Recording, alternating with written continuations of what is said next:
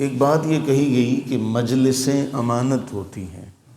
جب کوئی مجلس ہو تو اس مجلس میں بہت ساری باتیں کہی جاتی ہیں، بولی جاتی ہیں، سننے میں آتی ہیں، یا یوں کہا جائے سیانے کہتے ہیں کہ یہ ڈھیری کا سودا ہوتا ہے، اس کے اندر اچھا بھی آتا ہے برا بھی آتا ہے۔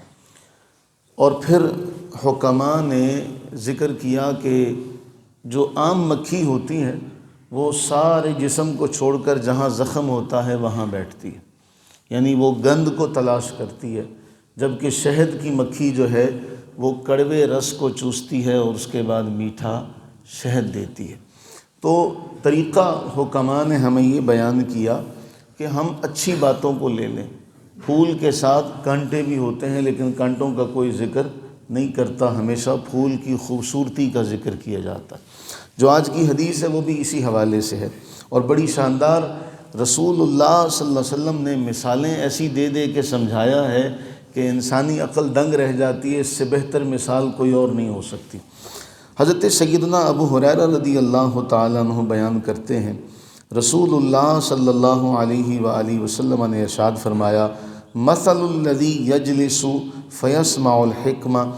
کوئی لوگ بیٹھے تھے، ایک شخص بیٹھا تھا مجلس میں، وہاں اس نے وہ باتیں سنی، حکمت کی باتیں سنی، اس مجلس میں بہت ساری باتیں ہوئی، پھر وہ اس مجلس سے اٹھ کر گیا، ثم لا يحدث عن صاحبہ الا بشر ما سمع، اور اس نے جا کے اپنے ساتھی سے صرف وہ باتیں کہیں جو برائی پر مبنی ہیں۔ سنی تھی حکمت کی باتیں، مجلس میں بیٹھا تھا، تو اس مجلس کے بعد جب وہ اپنے دوست سے ملتا ہے تو اس کو ساری بری باتیں بتاتا ہے۔ تو نبی صلی اللہ علیہ وسلم نے فرمایا، پتہ ہے ایسے شخص کی مثال کیسے ہے؟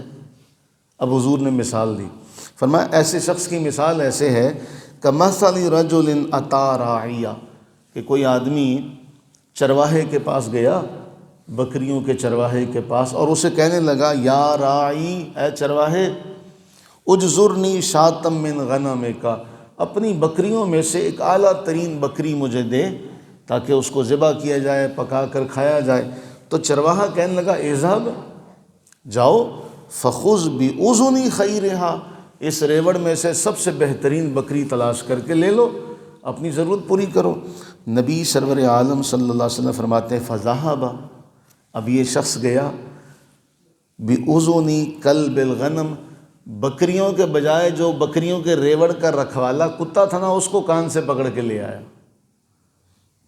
فرمایا مجلس سے اٹھ کر جانے والے ایسے بھی لوگ ہوتے ہیں جو مجلس کی اچھائیاں ذکر نہیں کرتے بلکہ برائیاں ذکر کرتے ہیں، ان کی مثال اس آدمی کی طرح ہے جس کو چرواہے نے اجازت دی تھی کہ بکریوں میں سے بہترین بکری، اچھی بکری اپنے لیے چن لے، تو اس نے کیا چنا؟ اس نے کتا چنا۔ وہاں بکریاں بھی تھیں، ریوڑ تھا پورا، اس نے کسی بکری کو ہاتھ نہیں لگایا، اس نے لگایا بھی تو کتے کو لگایا۔ تو فرمایا یہ نبی علیہ السلام نے مثال دی اس آدمی کی۔ تو ہمارے معاشرے میں بھی ایسے لوگ ہوتے ہیں جو مجلس کی اچھی باتوں کو نظر انداز کرتے ہیں اور صرف اسی لیے بیٹھتے ہیں کہ کوئی برائی ہاتھ آ جائے، کوئی عیب مل جائے، کوئی بات ایسی ملے تاکہ جا کے لوگوں کے سامنے شوشہ چھوڑا جائے۔ تو اللہ تعالی ہمیں ایسا بننے سے ہمیشہ محفوظ فرمائے کہ اس کو یہ اجازت دی تھی نا کہ جیسے جو چاہے بکری لیا، تو اس نے اپنے لیے کتا پسند کیا، وہ کھایا نہیں جاتا۔ تو اسی طرح سے مجلس میں بہت ساری باتیں ہوتی ہیں، کہیں بھی بیٹھے ہوں بہت ساری باتیں ہوتی ہیں۔ تو ان میں وہ ڈاکٹر عائض القرنی نے لکھا تھا کہ شہد کی مکھی وہ کڑوا بھی رس ہوتا ہے تلاش کر کر کے اور اس کے بعد میٹھا شہد بناتی ہے۔ تو منافق کی مثال بھی عائض القرنی کہتے ہیں اسی گندی مکھی کی طرح کہ وہ ساری اچھائیوں کو چھوڑ کے گند پہ جا کے بیٹھتی ہے، جبکہ شہد کی مکھی گند پر نہیں بیٹھتی۔ تو ڈاکٹر عائض القرنی نے لکھا، تم شہد کی مکھی بنو، تم شہد کی مکھی بنو جس کے بارے اللہ قرآن میں فرماتا ہے، وَأَوْحَا، تمہارے رب نے مکھی کو یہ بات سجھا دی، سکھا دی کہ وہ جائے، ثم کلی، ہر پھل سے، اور پھر یخرج من بطونہا، پھر کیا کیا، اس کے بطن سے اللہ نے ایسا شہد نکالا جو لوگوں کے لیے شفا ہے۔ تو ڈاکٹر عائض القرنی کہتے ہیں تم وہ گندی مکھی کیوں بنتے ہو؟ تمہیں اللہ تعالیٰ سے یہ دعا کرنی چاہیے کہ اللہ تعالیٰ تمہیں شہد کی مکھی بننا نصیب کرے۔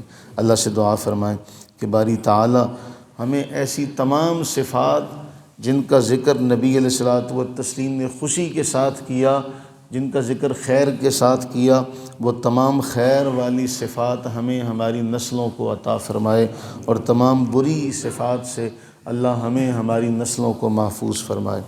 اللہم